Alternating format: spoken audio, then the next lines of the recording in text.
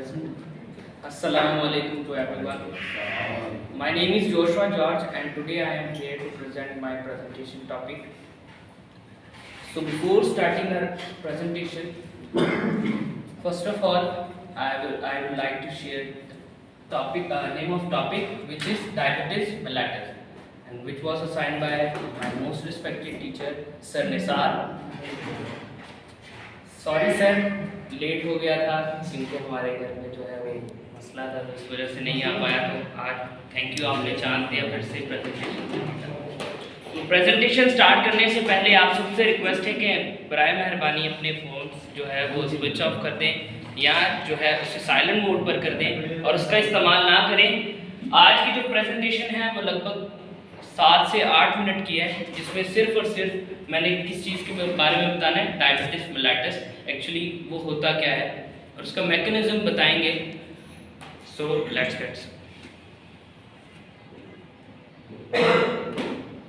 तो आज की जो मेरी जो प्रेजेंटेशन का टॉपिक है वो है डायबिटीज मेलिटस। सर ने कहा उसे थोड़ा सा डिटेल में बताना था, तो ऑब्जेक्टिव्स हैं उसके। At the end of this presentation learners will be able to define diabetes mellitus actually होती क्या है, explain the mechanism of action of insulin, कि इंसुलिन का जो मैकेनिज्म है वो हमारी बॉडी में एक्चुअली क्या है, और describe the causes and problem with the production of insulin, उसकी कॉजेज क्या हो सकती हैं। उसके अलावा अगर उसकी प्रोडक्शन में प्रॉब्लम कोई हो जाती है इंसुलिन की, तो उसमें उससे क्या हो सकता है। Discuss the prevalence of diabetes mellitus, फिर हम जो है उसकी प्रेवलेंस के बारे में बात करेंगे, जिसमें उसके रेशो को बताया जाएगा कि वर्ल्ड वाइड क्या रेशो है, हमारे पाकिस्तान में डायबिटीज का क्या रेशो है। तो सबसे पहले कि डायबिटीज मेलिटस एक्चुअली है क्या। The term diabetes mellitus is derived from 2 words.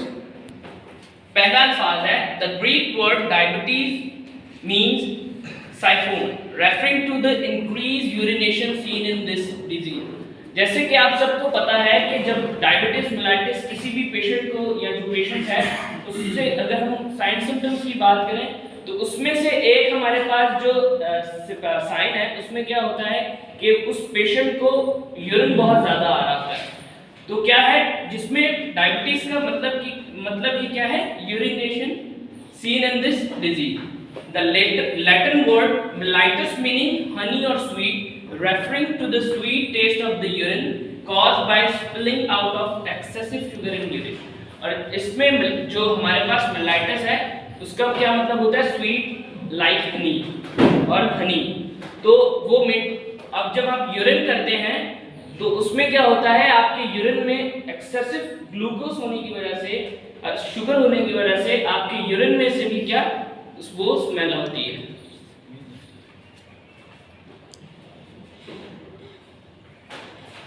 ये diabetes mellitus describes a group of metabolic diseases in which the person has high blood sugar either because insulin production is inadequate or because the body cell do not respond properly to insulin or both। जो diabetes mellitus है उसमें क्या होता है कि हमारी body में जो इंसुलिन ब्लड ग्लूकोज है, वो जो हमारे ब्लड है उसमें शुगर लेवल क्या हो जाता है, बहुत ज़्यादा हो जाता है, जिसकी वजह से ये कॉज होती है। वो क्यों होता है, या तो हमारा इंसुलिन जो है वो बहुत कम अपनी प्रोडक्शन होती है उसकी, या तो उसमें जो है वो बिल्कुल ही प्रोडक्शन नहीं होती है, जिसकी वजह से वो ये डायबिटीज मेलिटस होता है। मैकेनिज्म में अगर हम इसको देखेंगे तो इसमें बहुत इजी से हमें समझ आएगा कि हमारे ब्लड में ग्लूकोज एक्चुअली एक्यूमुलेट कैसे हो रही है, जिसकी वजह से हमारा ब्लड जो है उसमें ग्लूकोज लेवल बढ़ रहा है। हमारे पास ये है एक डायग्राम में है कि ये इंसुलिन है, ये रिसेप्टर्स है इंसुलिन, उसके बाद ये ग्लूकोज चैनल है, ये हमारा एक क्या है, प्रॉपर सेल है। तो हमारे जैसे कि आप सब जानते हैं कि हमारे सेल को एनर्जी की ज़रूरत होती है, जाहिर सी बात है उससे एनर्जी मिलेगी तो वो अपना प्रॉपरली काम करेगा। जैसे हम इंसान हैं, हम कोई भी काम करते हैं हमें खाने की एनर्जी की ज़रूरत है, तो बेसिकली सेल को भी ज़रूरत है। तो जो मेन काम है वो ग्लूकोज उसको एनर्जी प्रोवाइड करता है।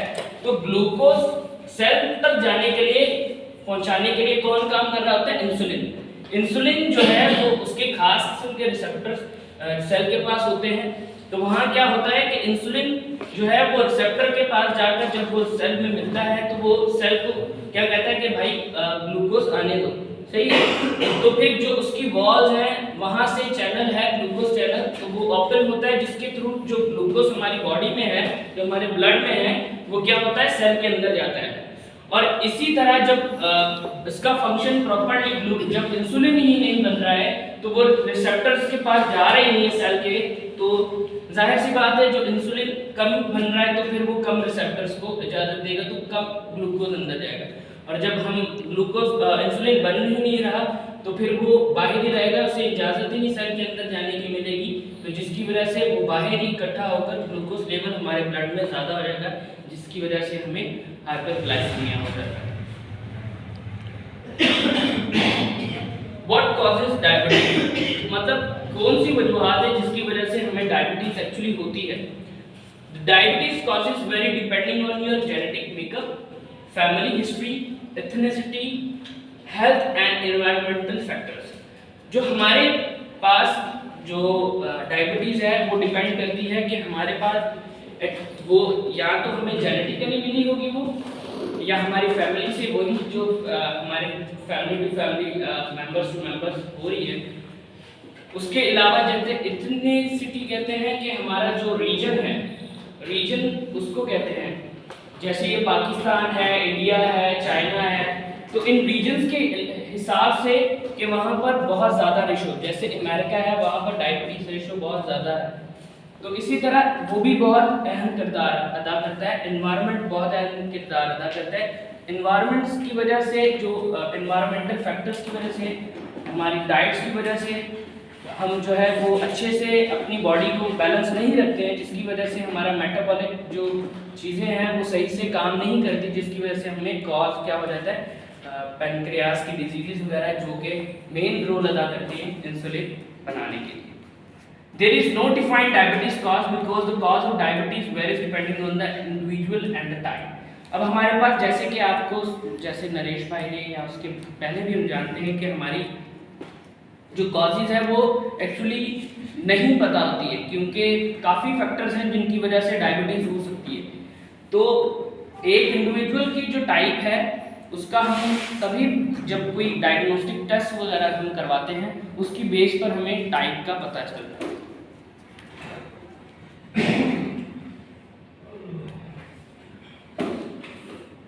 ये पूरा मैकेनिज्म फिर से है कि what happens if there are problem with the production of insulin. तो क्या होता है कि अगर कुछ भी होता है हमारे पैनक्रियास में, जो कि इंपॉर्टेंट रोल अदा कर रहे होते हैं इंसुलिन बनाने में, तो क्या होता है? Glucose level is not able to go into the cells. जाहिर सी बात है जब इंसुलिन नहीं बन रहा है तो हमारा क्या होगा? ग्लूकोज जो है ब्लड में accumulate हो जाएगा और सेल्स के अंदर नहीं जाएगा। The cells cannot meet energy needs and energy is tried to be provided from fat and protein, जिसकी वजह से हम जो हमारे सेल्स हैं वो क्या करेंगे? जो हमारी बॉडी में फैट्स वगैरह जो accumulate हुए पड़े हैं, इकट्ठे हैं, जमा हैं, और प्रोटीन्स हैं, उससे फिर वो क्या करेंगे? एनर्जी हासिल करने की कोशिश करेंगे। तो जब उनसे एनर्जी हासिल करने की कोशिश करेंगे तो जो फैट्स का मेटाबॉलिक वेस्ट है वो है कीटोन। तो कीटो जो है हमें डायबिटीज भी हो जाती है, तो उसकी वजह से हमारी बॉडी में वो बढ़ेगा। तो प्रोटीन जब, with in the usage of protein as energy source the patient feels themself tired and sluggish, मतलब थके थके महसूस करेगा। जाहिर सी बात है उसकी बॉडी को भी प्रोटीन चाहिए एक्चुअली दूसरे कामों के लिए, अब वो सिर्फ इसी को इस्तेमाल करे जाएगा जो है सेल्स की एनर्जी के लिए, तो फिर वो अपने आप को क्या महसूस करेगा? थका हुआ महसूस करेगा। If body glucose is too high, is tried to thrown away by kidney, so the patient begin to urinate so often. जैसे कि पहले भी बताया है कि जब हमारी बॉडी में ग्लूकोज लेवल बढ़ जाएगा तो फिर हमारी बॉडी में जो किडनी है वो अपना रोल अदा करेगी और ग्लूकोज को ज़्यादा से ज़्यादा बाहर निकालने की कोशिश करेगी। तो जिसकी वजह से पेशेंट ज़्यादा यूरिन करेगा तो फिर उसे प्यास भी ज़्यादा लगेगी और साथ ही जो है वो क्या करेंगे? उसे यूरिन भी बहुत ज़्यादा आता है। On the other hand, despite eating so much and a lot, the patient lose weight. जब पेशेंट ज़्यादा खाता है या नहीं खाता है, जाहिर सी बात है उससे, जब वो डायबिटीज़ के पेशेंट्स को देखा होगा, उन्हें बार बार भूख लग रही होती है, तो वो इसी वजह से होता है। तो उसमें क्या होता है कि पेशेंट का या तो फिर वेट ज़्यादा हो जाएगा, सही है, तो यहाँ फिर वो जो है वो पतले हो जाएंगे। प्रेवलेंस की बात करें, approximately 463 million adults world wide have diabetes. जो रेशो कितना बता रहा है, 463 मिलियन, बहुत ज्यादा रेशो है ये, जिसकी उसमें से 90% of these patients suffer from diabetes mellitus 2। Type 2 के जो पेशेंट्स हैं वो 90% है। टाइप 2 डायबिटीज को जो नॉन इंसुलिन डिपेंडेंट होते हैं। According to an article by News, Pakistan ranks third in the world in diabetes prevalence after China and India. जो हमारे पास 2016, 18, 19 का रेशो है, उसमें हम देखें 11.77% जो है वो 2016 में, फिर उसके बाद 2018 में वो रेशो बढ़ गया है, उसमें रेशो कितना हो गया 16.98%, और उसके बाद फिर मजीद 2019 में जो है वो हमारे पास रेशो कितना दिखा रहा है 17.1 रेशो। और जो हमारे न्यूज़ के मुताबिक जो एक आर्टिकल लिखा है उसमें उसका रेफरेंस भी मैंने ऐड किया है आखिर में, अगर किसी ने पढ़ना हो तो उसमें से देख ले।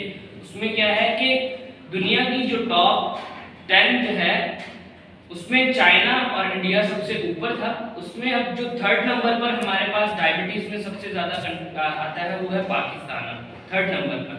और according to International Diabetes Federation in 2022 26% of adults in Pakistan are affected by diabetes, making the total number of cases approximately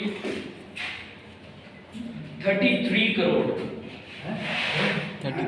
नहीं, ये इसका रेशो है, और ये लेकिन पाकिस्तान की आबादी नहीं है 33 करोड़। एक्चुअली वो रेशो बिल्कुल जो है वो सही नहीं है। ये भी जो है वो क्या कौन बता रहा है, इंटरनेशनल डायबिटीज फेडरेशन ने लिखा है, ये मैंने कोई खुद से नहीं डाला है।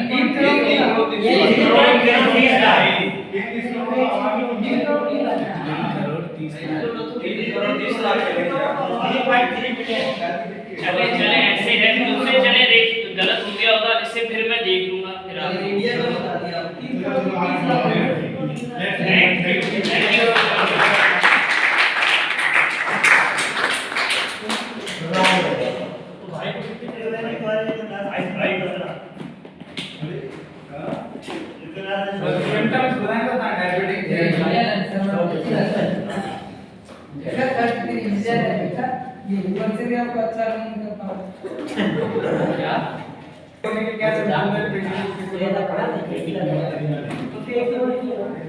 जैसे कि हमारे उससे प्यास बहुत लगेगी, वो अपने आप को एग्जॉस्ट फील करेगा, उसके अलावा या तो उसका वेट जो है वो लूज हो जाएगा या वो ज़्यादा फैट हो जाएगा, उसके अलावा उसकी जो यूरिन जो है वो बहुत ज़्यादा वो करेगा और उससे प्यास बहुत ज़्यादा, ये बेसिक सिम्टम होता है। फटीग रहेगी उसकी बॉडी में बहुत ज़्यादा,